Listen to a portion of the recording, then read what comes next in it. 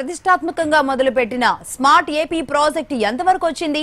సెలబ్రిటీల నుంచి అనుకున్న రీతిలో స్పందన వస్తోందా? రాజకీయ నాయకులు ఈ ప్రాజెక్టుపై శ్రద్ధ పెడుతున్నారా? ఇంతవరకు ఒక్క గ్రామాన్ని కూడా స్మార్ట్ గా ప్రకటించలేదు ప్రభుత్వం. అసలు ఈ ప్రతిష్టాత్మక ప్రాజెక్టుల్లో ఉన్న విధి విధానాలు, లోపాలను ఒకసారి చూద్దాం.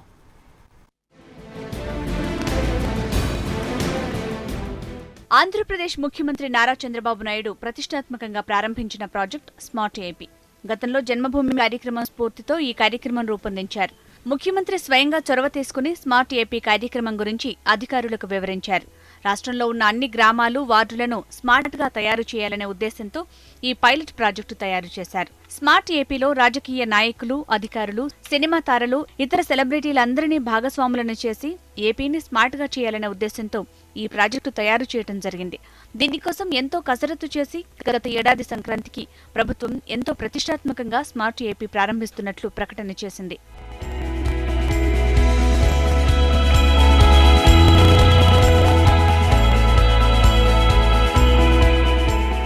గత ఏడాది జనవరిలో స్మార్ట్ ఏపీ ప్రాజెక్టు ప్రారంభించిన తర్వాత ఈ ఏడాది జనవరిలో స్మార్ట్ ఏపీ ఫౌండేషన్ ఏర్పాటు చేశారు. దీని సహాయంతో ఎవరు గ్రామాల అభివృద్ధిలో భాగస్వామ్యమవుతారు, వారికి ఏ వనరులు కావాలి, ఇవన్నీ కూడా ఫౌండేషన్ చూసుకుంటుంది. అసలు స్మార్ట్ ఏపీలో భాగస్వాములు కాదలుచుకున్న వారు ఏం చేయాలనే దానిపై కూడా ప్రభుత్వం సరైన అవగాహన కల్పించడం లేదనే అభిప్రాయాలు వ్యక్తమవుతున్నాయి. స్మార్ట్ ఏపీ ఫౌండేషన్ ఇందుకోసమే ఏర్పాటు చేశారు. ప్రభుత్వం వెబ్సైట్లోకి వెళ్లి గ్రామాలు లేక వార్డుల అభివృద్ధిలో భాగస్వాములు కాదలుచుకున్న వారు అధికారులను సంప్రదించి గ్రామాల అభివృద్ధిలో భాగస్వాములు కావచ్చు.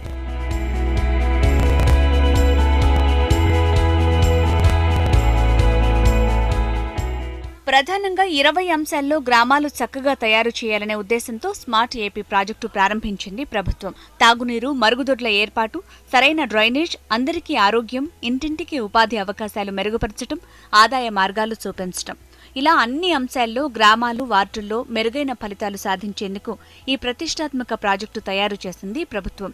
అయితే ఇప్పటికీ ఈ ప్రాజెక్టు ప్రకటించి సుమారు 2 ఏళ్లు కావస్తోంది. ఫౌండేషన్ ఏర్పాటు చేసి ఏడాది కావస్తోంది. రాష్ట్రాన్ని స్మార్ట్ గా తయారు చేయడం కోసమే ఈ ప్రాజెక్టు ప్రారంభించినట్లుగా ఫౌండేషన్ అధికారులు చెబుతున్నారు. స్మార్ట్ ఏపీ ప్రోగ్రాం ప్రతి గ్రామాన్ని కూడా నందనవనంగా, స్వర్ణంగా తయారు చేయడానికి, స్వర్ణాంధ్రప్రదేశ్ సృష్టించడానికి సీఎం గారు చంద్రబాబు నాయుడు గారు 2029 వరకు కూడా దేశంలో అతి ఉత్తమ రాష్ట్రంగా అభివృద్ధి చెందడానికి ప్రజల భాగస్వామ్యము, ప్రజలను ఇందులో అభివృద్ధిలో పాల్గొనడానికి, వాళ్ళందరినీ కూడా భాగస్వాములను చేయడానికి, తక్కువ సమయంలో ప్రతి గ్రామాన్ని, ప్రతి వార్డును కూడా సమగ్రంగా అభివృద్ధి చెందించడానికి తీసుకున్న కార్యక్రమం అండి. స్మార్ట్ ఏపీలో ఇప్పటికీ 60% గ్రామాలు, వార్డులకు భాగస్వాములు ఉన్నారు. బడ్జెట్ కేటాయింపులో ప్రభుత్వం కొన్ని శాఖలకు బడ్జెట్ ఇచ్చింది. నాబార్డు నుంచి మరో 500 కోట్ల నిధులు వస్తున్నాయి. ఈ నిధులను కోఆర్డినేట్ చేసుకుంటూ స్మార్ట్ ఏపీపై దృష్టి పెట్టడానికి భాగస్వాములు అవసరం ఉంది. వీరు రాజకీయ నాయకులు కావచ్చు, అధికారులు అయ్యుండొచ్చు, లేకపోతే సెలబ్రిటీలు, ఇలా ఎవరైనా సరే గ్రామాల అభివృద్ధిలో భాగస్వాములు కావచ్చు. రాజకీయ నాయకులు ఎవరికిష్టమైన గ్రామాలు, వార్డుల్లో వారు భాగస్వాములు అవుతున్నారు. రాజకీయ నాయకులకు ఉన్న ఇతర నిధులంటే ఎంపీ ల్యాడ్స్ కానీ, లేక నియోజకవర్గ అభివృద్ధి నిధులు కానీ గ్రామాల అభివృద్ధి కోసం కేటాయించే అవకాశం ఉంటుంది. దీంతో పాటు చాలా కార్పొరేట్ సంస్థలు కూడా దీనిలో భాగస్వాములు అవుతున్నాయి.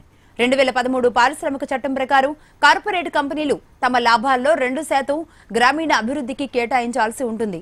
అయితే ఈ నిధులు సక్రమంగా వినియోగించుకోవడానికి సరైన భాగస్వామి కావాల్సి ఉంది.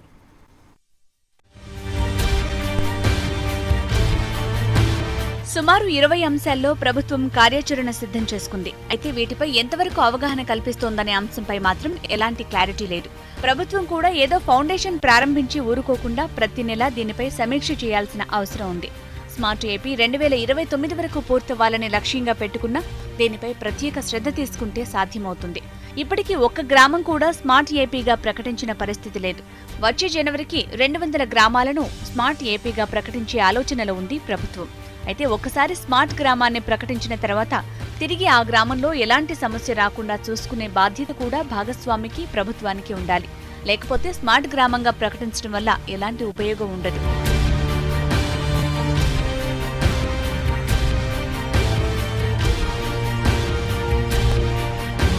సీఎం చంద్రబాబు విశాఖ జిల్లా అరకు దగ్గరలో పెదలబూడు గ్రామ అభివృద్ధిలో భాగస్వామిగా ఉన్నారు.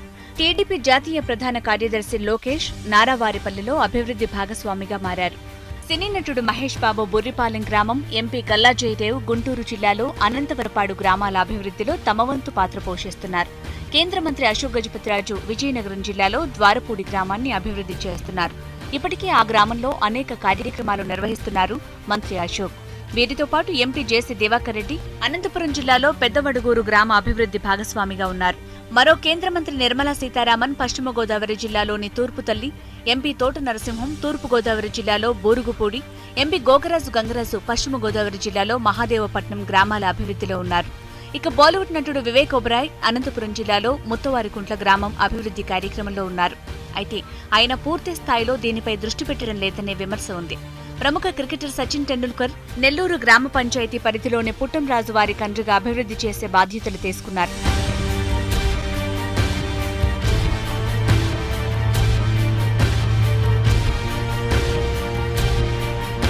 అన్నింటికంటే ముఖ్యంగా సెలబ్రిటీలు కానీ లేక గ్రామాల అభివృద్ధిలో భాగస్వామ్యం అవ్వాలనుకునే వారికి ఒక విషయం ప్రభుత్వం స్పష్టం చేయాలి.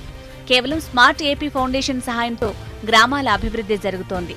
ఆయా గ్రామాలు లేక వార్డుల అభివృద్ధిలో భాగస్వాములయ్యేవారు తమ జేబు నుంచి పెద్దగా ఖర్చు చేయాల్సిన అవసరం లేదనే విషయాన్ని ప్రభుత్వం స్పష్టం చేయాలి. దీంతో గ్రామం లేదా వార్డు అభివృద్ధి చేసేందుకు ఏకంగా ముందుకు రావాలి అనే అంశంపై, ఏ రకంగా ముందుకు రావాలి అనే అంశంపై కూడా ప్రచారం కల్పిస్తే మంచి ఫలితాలుంటాయి.